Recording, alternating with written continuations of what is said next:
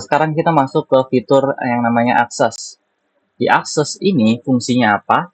Jadi kalau kalian punya produk digital kayak misalkan Sejoli, nah akses pack itu berguna untuk kita bikin tutorial. Misal ada dokumentasi-dokumentasi khusus yang mau kalian tambahin setelah pembeli itu berhasil beli.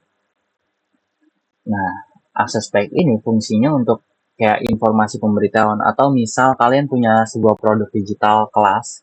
Nah, di dalam produk digital kelas ini ada konten kelasnya. Itu bentuknya video-video. Kalian bisa bikin landing page. Lalu,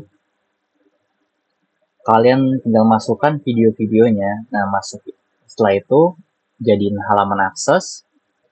Nah, setelah orang beli, akan muncul video tutorial yang kayak contoh yang ada di Sejoli ini. Setiap kita beli produk yang namanya Sejoli single domain, itu akan dapat aksesnya, akses halaman itu tutorial Sejoli V2Commerce, terus juga ada dokumentasi, apa perbedaannya, terus integrasi dengan lisensi dan tutorial.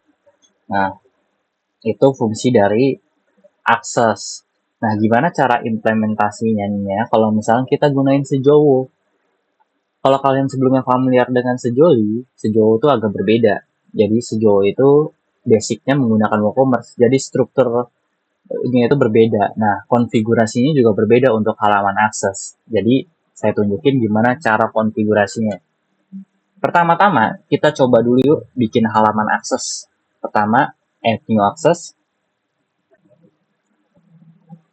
Setelah itu kita kasih nama ini halaman akses supaya lebih detail. Ini halaman akses untuk produk digital, misal, karena kita akan setting ini sebagai konten produk digital. Nah, di sini kita bisa tulis yang namanya description atau isi konten dari halaman itu sendiri. Kita tulis lorem ipsum aja, lorem ipsum bla bla bla. Nah, nanti bisa ditambahin juga konten Elementor, nanti saya tunjukin gimana caranya, tapi kita akan breakdown dulu cara pakainya dasarnya. Jadi cara konfigurasinya pertama kita bikin title, terus kita bikin konten. Setelah itu, nah di sini ada bagian access group. Access group itu berbeda dengan user group. Perhatiin ya, di Sejoli itu ada dua, access group dan user group. Itu berbeda. Nah, access group itu cara dapetinnya itu di sini, produk, terus access group. Nah, karena kita belum ada, kita harus bikin dulu nih.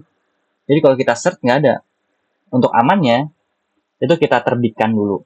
Kita terbitkan dulu supaya ini tersimpan.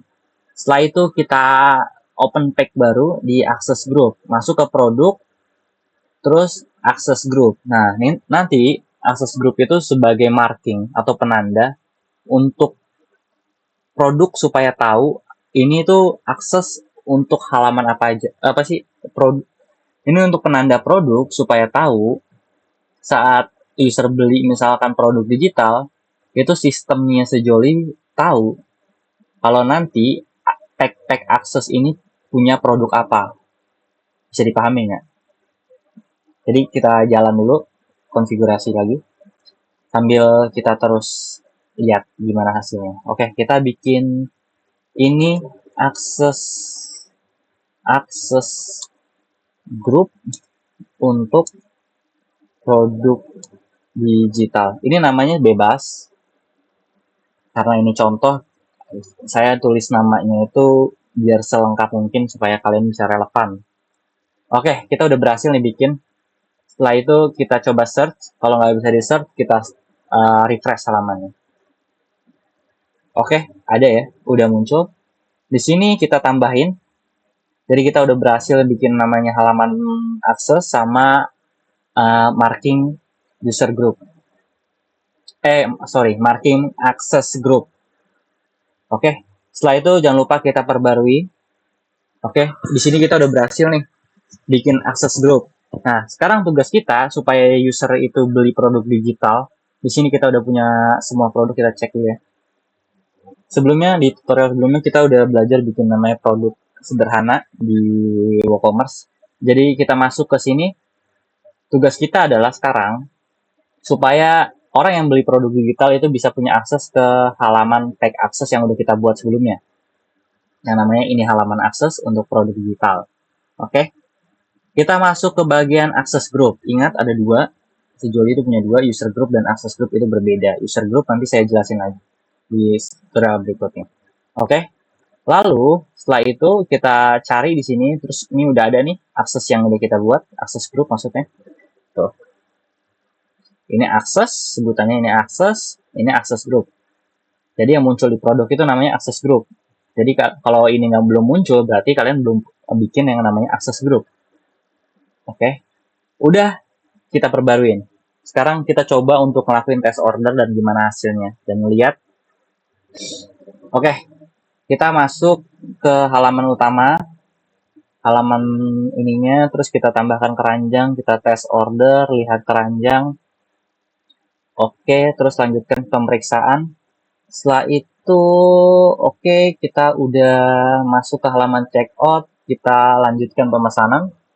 Nah, pesanan diterima dengan detail berikut, lalu kita masuk lagi ke menu admin, kita masuk ke WooCommerce, terus ke pesanan untuk handle pesanan. Kita coba untuk selesaikan. Jadi, nih perbedaan ya. Di member area, kita masuk ke member area. Kalau kalian lihat di member area ini ada halaman akses, teman-teman. Halaman akses ini, halaman aksesnya. Jadi, di sini sebenarnya kita kan udah ngelakuin order. Kalau kita lihat halaman order, halaman order itu saya udah pernah ngelakuin order sebelumnya nih, orderan selesai. Jadi itu ada apa namanya halaman akses kenapa muncul. Tapi kalau misal kita batalin dulu nih, kita batalin deh orderan yang lama ya. Statusnya dibatalkan. Kita terapkan.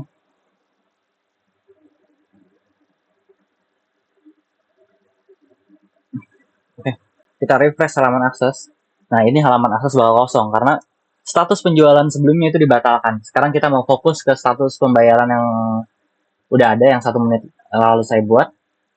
Kita ganti statusnya itu selesai.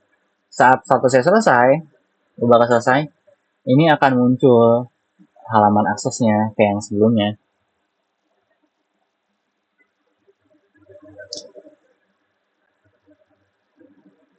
Di sini ada dua nih.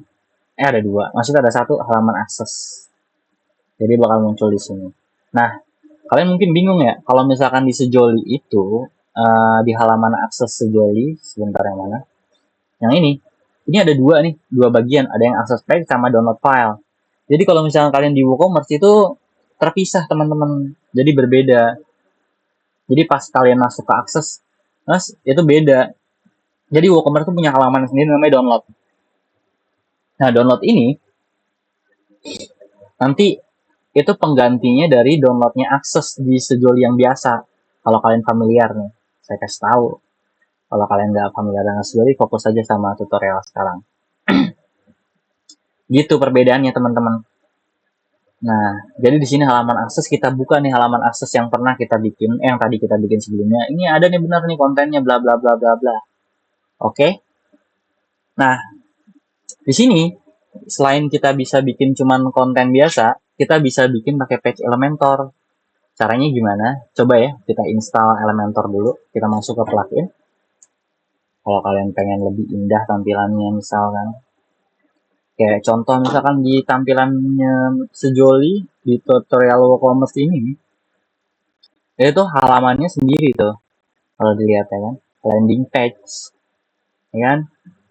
Keren. Nah, kita mau bikin yang kayak gitu. Ya kan? Kita masuk ke plugin, terus tambahkan plugin, cari Elementor.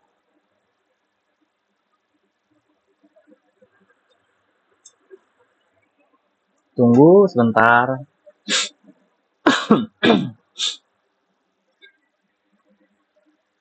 Nah, kita install yang ini ya.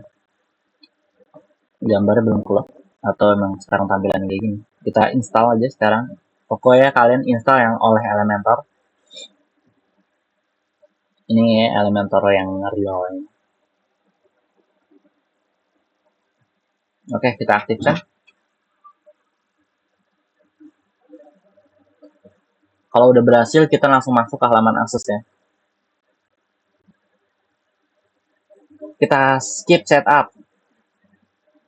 Kita ini aja, silang-silang.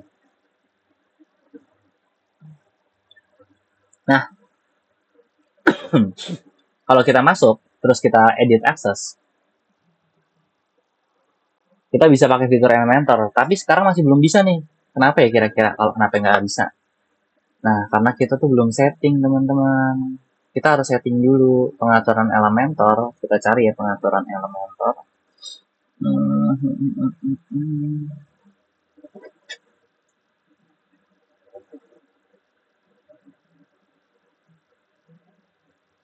Oh, Elementor sekarang pengaturan di sini ya. Kita masuk ke Elementor, terus ke editor, cari pengaturan. Kita lihat di pengaturan Elementor terbaru, wow, lebih bagus ya.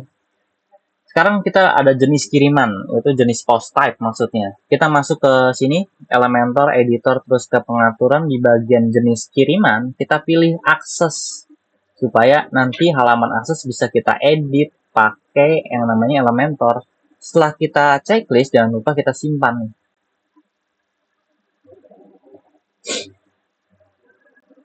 Oke, kita udah berhasil simpan. Kita coba refresh lagi. Apa ada opsi Elementor sekarang? Oke, sekarang kita punya opsi sunting dengan Elementor. Kita masuk sunting dengan Elementor. Nah, di sini kita udah bisa nih yang namanya ngelakuin modifikasi pakai Elementor.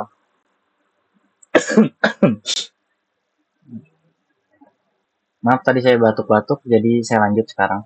Nah, sekarang kita udah masuk nih ke halaman akses versi Elementornya. Nah, kita mau edit nih kontennya pakai Elementor, sekarang udah bisa. Oke, kita coba ya bikin teks pakai Elementor. Ini menggunakan Elementor. Nah, kayak gini teman-teman cara pakai Elementor. Kita juga bisa setting pengaturan ininya, apa namanya, template-nya. Misal kita mau pakai full width atau canvas, kita bisa setting. Nah, nanti halaman ini akan tampil ke user yang udah beli aja, gitu. Jadi gitu ya cara make halaman akses menggunakan Elementor. Mungkin tutorialnya sampai sini aja, kalian bisa explore sendiri gimana gunain Elementornya nanti. Saya akan lanjut ke tutorial berikutnya. Terima kasih.